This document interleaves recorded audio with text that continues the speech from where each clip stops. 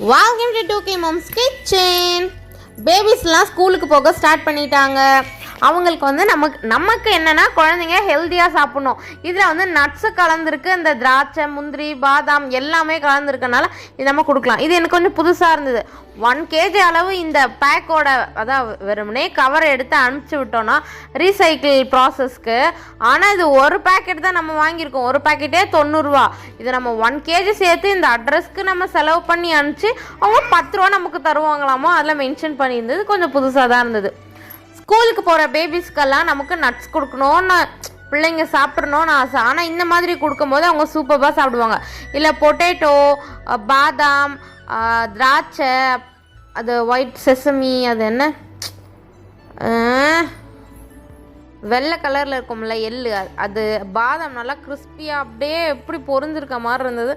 நல்லா இருந்தது.